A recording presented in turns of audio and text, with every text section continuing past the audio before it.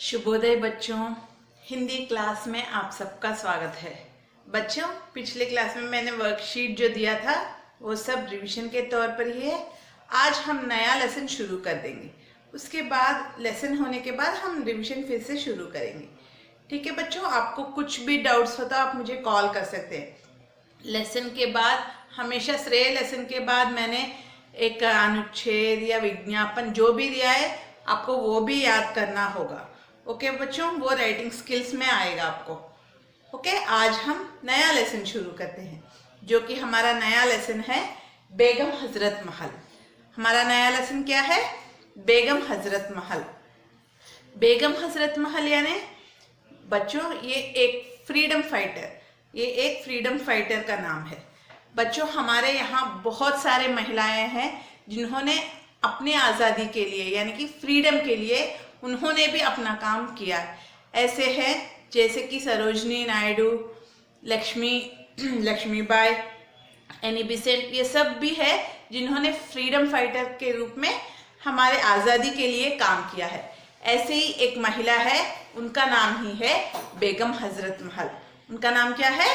बेगम हजरत महल। आज इन्हीं के बारे में हम पाठ में पढ़ने जा रहे हैं। ठीक है बच्चों, देखिए इस पाठ में लेखक ने नवाब वजीद अली शाह की बेगम हजरत महल की वीरता व अंग्रेजी से युद्ध करने की घटना का वर्णन किया है। यहाँ पे क्या बताया है? उन्होंने अंग्रेजी के खिलाफ युद्ध कैसे किया है, ये सब इस पाठ में समझाया गया है। बेगम हजरत महल ने अंग्रेजों की ईंट से ईंट बजा देने की कसम खाई थी, यानी कि उन्हें कैसे भी करके उन्हें हरा देने की कसम खाई थी। ईंट से ईंट यानी कि उनको हरा देना। ओके, कसम खाते हुए अपनी सेना का हौसला बुलंद किया। उन्होंने जो भी उनके जो सेना होते हैं उनको स्ट्रांग बनाने की पूरी कोशिश की। जब वो वीक पड़ जाते थे वो उनको अपने बातों से उनको और स्ट्रांग बनाते थे। और चिन्हट के पास अंग्रेजों की शिक्षत की, यानी कि उन्होंने अपने सेना को अंग्रेजों के खिलाफ कैसे हमें युद्ध करना है वो सब वहां पे उन्होंने शिक्षित किया, उन सेना को प्रिपेयर किया कैसे करना है।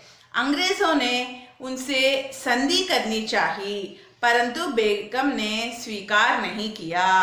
उन्होंने ब्रिटिश लोगों ने इन बेगम हजरत महल से संधि यानी कि पैचअप करना चाहा, लेकिन इन्होंने उसे अंगीकार नहीं दिया, स्वीकार नहीं किया। कुछ गद्देदारों के कारण बेगम को युद्ध भूमि छोड़कर अपने पुत्र के साथ नेपाल भागना पड़ा। लेकिन हमेशा कुछ लोग ऐसे होते हैं जो इनके खिलाफ भी काम करते हैं, इनके सेना में रह के इनके खिलाफ भी काम करते हैं। ऐसे लोगों की वजह से उनको युद्ध भूमि छोड़ के भाग जाना पड़ा, नेपाल जाना पड़ा। उन्होंने अपनी हिम्मत और हौसले से अंग्रेजी सरकार की जड़ें हिला दी। उनको इतना अच्छा स्ट्रेंथ था कि उन्होंने अपना सारा जीवन अंग्रेजों के खिलाफ करके हमें आज़ादी दिलाने की पूरी कोशिश इन्होंने की है। अब शुरू करते हैं लेसन। भारत भूमि की पावन धरती पर ऐसी अनगिनत महिलाओं ने जन्म लिया है जिन्होंने अपनी जान की बाजी लगाकर अपने राज्य की स्वाधीनता की रक्षा की।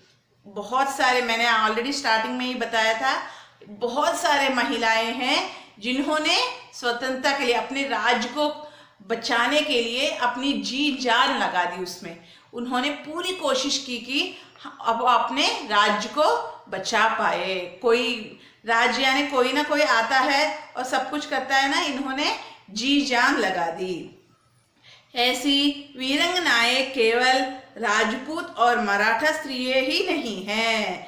बहुत सारे लोग ऐसे कहते हैं कि राजपूत और मराठे में ही ऐसी बहुत ही स्ट्रांग महिलाएं होती हैं, लेकिन मुगल स्त्रियों में भी थी। ये मुगल राज की है ना, इसलिए उनमें भी ऐसी स्त्रियां हैं जिन्होंने भारत भूमि को अपना ही देश समझा और अंग्रेजी शासन के जड़ें हिलाने के लिए युद्ध में आग में कूद पड़ी। इन्होंने अंग्रेजियों के खिलाफ युद्ध किया। अंग्रेजों की कूटनीति, ताकत और षड्यंत्रों के सामने जहां बड़े बड़े राजा महाराज नतमस्तक हो गए थे, वहीं अवध की बेगम हजरत महल ने उन्हें युद्ध की चुनौती देकर यह जता दी कि हिंदुस्तान की जनता उनकी हुकूमत नहीं चाहती है।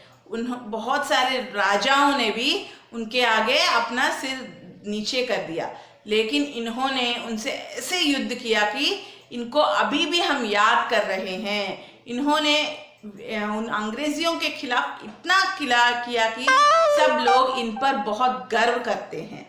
ओके, हिंदुस्तान को पाने के लिए इन्होंने जितनी कोशिश की वो हम बता भी नहीं सकते, उतनी इन्होंने इतना फाइट किया अंग्रेजों को अपने यहाँ से भगाने के लिए।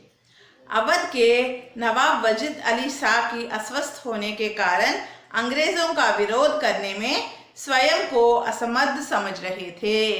इनके जो हस्बैंड हैं, इनके जो पति है, उनका नाम है नवाब वजीद अली शाह। ये अस्वस्थ थे, यानी कि अनहेल्दी थे, ये हेल्दी नहीं थे। अगर वो अनहेल्दी है तो वो कैसे युद्ध कर पाएंगे?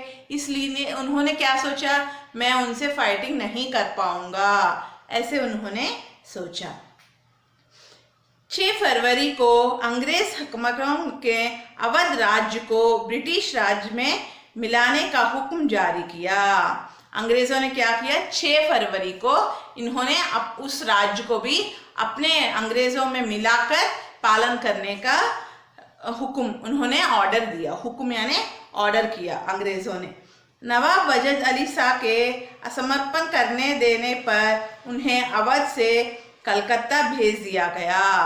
वो युद्ध करने के लिए रेडी नहीं थे ना, इसलिए क्या हुआ, इनको कलकत्ता भेज दिया गया और उनको ये राज्य को इनमें मिलाने का कोशिश किया।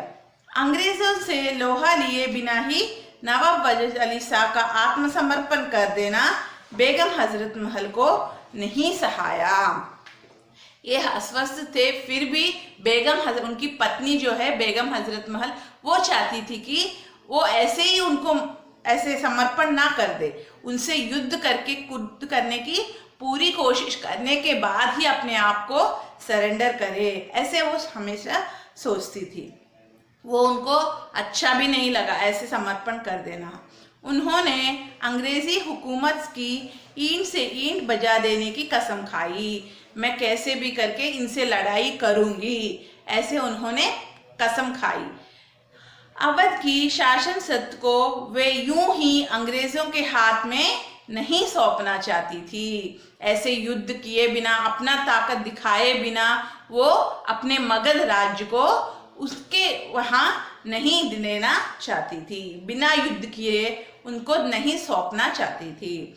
उन्होंने अपने पुत्र बिरजिस कादर को नवाब वजीद अली शाह का वारिस और अवध का भावी शासक बनाने का निर्णय किया।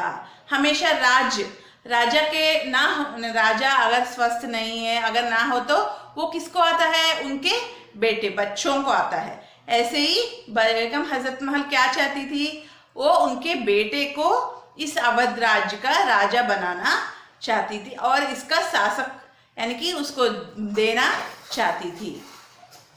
उन्होंने ऐसे निर्णय लिया। अवध की जनता के प्रति मातृत्व का भाव रखने वाली बेगम हजरत महल अद्वितीय रूप, गुण एवं बुद्धि संपन्न मुगल स्त्री थी। अब ये है बेगम हजरत महल का वो कैसे थी, वो मातृत्व, हमेशा मातृत्व यानी बहुत ही माँ जैसे अपने राज्य में लोगों को अपने माँ जैसे पालन करती थी। उनके गुण को हम एक्सप्लेन भी नहीं कर सकते, वो कितनी मातृत्व रूप से सबका ख्याल रखती थी। अपने राज्य में जो भी लोग रहते थे उन सबका इतना ख्याल रखती थी। उनके बचपन का नाम मोहम्मदी खानम था। वो उनका बचपन का नाम याद रखिए बच्चों, उनका बचपन का नाम क्या है, मोहम्मदी खानम। उनका जन्म फैजाबाद में हुआ था। उनके अप्रतिम रूप सौंदर्य को देखते हुए उन्हें महल परी कहा जाता था। वो इतनी ब्यूटीफुल थी कि वो उस महल की परी यानी कि एंजल, उसे महल परी कहते थे। अवध के नवाब वजद अली शाह से निकाह होने के बाद वे बेगम हजरत महल कहलाई।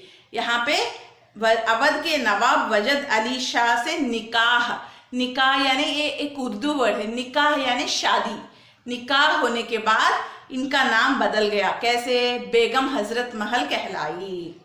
बचपन से ही जिस धरती पर वे खेली बड़ी हुई अवध की बेगम बनी, उस धरती को वह अंग्रेजों के हाथ में भला कैसे सौंप सकती थी। वो पहले से ही बहुत स्ट्रांग थी, बचपन से ही, चाइल्डहुड से ही वो बहुत स्ट्रांग थी कि वो कभी भी अपने राज्य को अंग्रेजों के हाथ में सौंपना नहीं चाहती थी।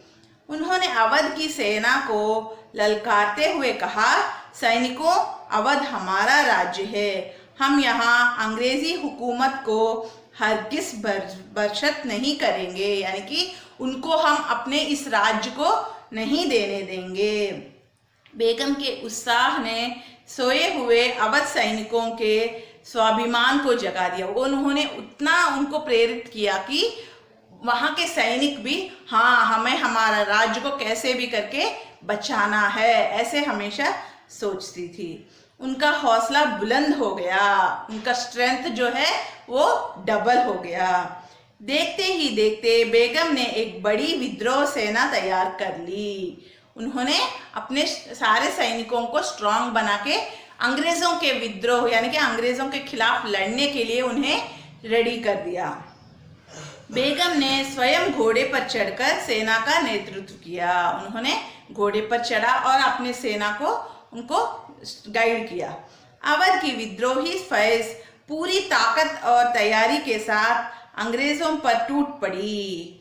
वो उन्होंने तैयार किया ना सारे सैनिकों को, वो सब अंग्रेज़ों के साथ युद्ध के लिए वो चले गए। अंग्रेज़ी सेना के कमांडर सर हेनरी लॉरेंस ने बड़ी बहादुरी के साथ चिन्हट गांव के पास विद्रोहियों को रोकने का प्रयास किया। इन्होंने वहाँ के जो कमांडर, अंग्रेज़ी सरकार के जो कमांडर थे, उन्होंने उनको वहीं पर रोकने का पूरा प्रयास किया। ठीक है बच्चों, आज हम यहाँ तक पढ़ेंगे। नेक्स्ट क्लास में हम अपना लेसन कंटिन्यू करेंगे। ठीक है बच्चों, आज के लिए इतना ही। कल हम अपना लेसन कंटिन्यू करेंगे।